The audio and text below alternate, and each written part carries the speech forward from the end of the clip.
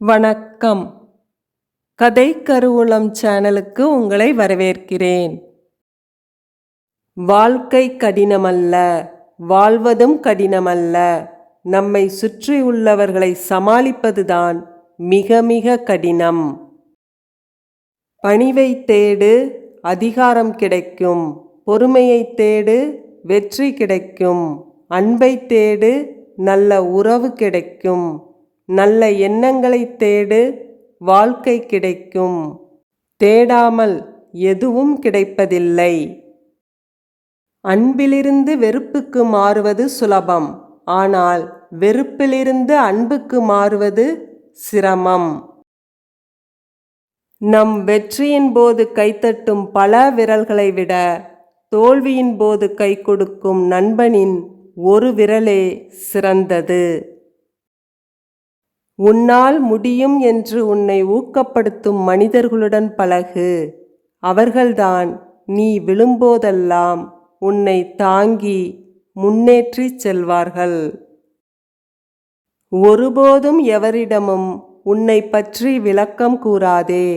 ஏனெனில் உன்னை நேசிக்கும் ஒருவருக்கு அது தேவைப்படுவதில்லை. உன்னை வெறுக்கும் ஒருவர் அதை நம்பப் போவதில்லை.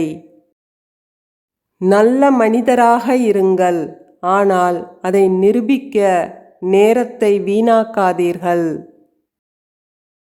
எது நடந்தாலும் பார்த்துக்கலாம் என்கிற தைரியம் என்னும் ஒற்றை மந்திரம் உள்ளத்தில் இருக்கும் வரை வாழ்க்கை பயணத்தில் பயமும் இல்லை, பாரமும் இல்லை.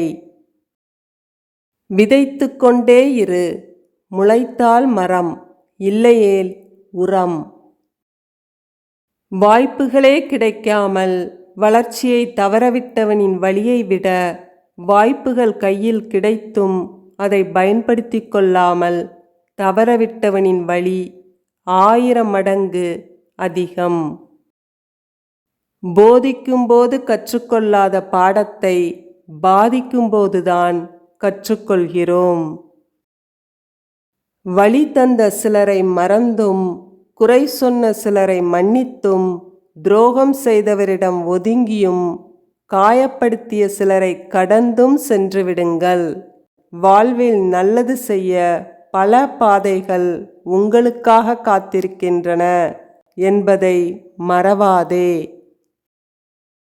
எதையும் தனியாக நின்று எதிர்க்க கற்றுக்கொள். அப்போதுதான் தெரியும் உன் பலத்தின் பலம். வாழ்வின் பாதையானது கற்களும் முட்களும் நிறைந்த கரடுமுரடான பாதை என்ற நியதியை உணர்ந்து கொண்டு முன்னோக்கி செல்லுங்கள். வழிகள் தெரியாது. ஏற்றுக்கொள்ள முடியாத விஷயங்களை மாற்றிக்கொள்ளுங்கள். மாற்றிக்கொள்ள முடியாத விஷயங்களை விட்டு தள்ளுங்கள். நீ எதை வேண்டுமானாலும் இழக்கலாம். வழி கொடியது. தன்னம்பிக்கை மட்டும் இழக்காதே. வாழ்க்கை பெரியது. ஒரு சொட்டு கூட இரத்தம் வராமல் ஒருவரை கொன்றுவிடும் ஆற்றல் மிக்க கூர்மையான ஆயுதம் மனிதனின் நாக்குதான்.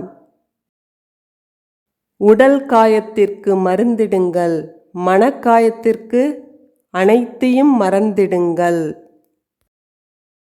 பேசி பயனில்லை எனும்போது மௌனம் சிறந்தது. பேசுவதிலே அர்த்தமில்லை எனும்போது பிரிவும் சிறந்தது. இன்பத்தை விரும்பி ஏற்பது போல் துன்பத்தையும் மன வலிமையுடன் நாம் எதிர்கொள்ள வேண்டும்.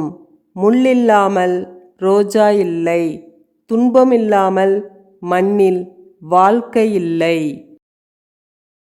மேலே உள்ளவனை பார்த்து ஏங்காதே, தாழ்வு மனப்பான்மை வரும்.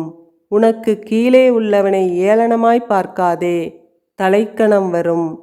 உன்னை யாரோடும் ஒப்பிடாமல் நீ நீயாக இரு, தன்னம்பிக்கை வரும். வெற்றிகள் வந்து சேர்வதற்கு தனியாக நேரம் எதுவும் இல்லை.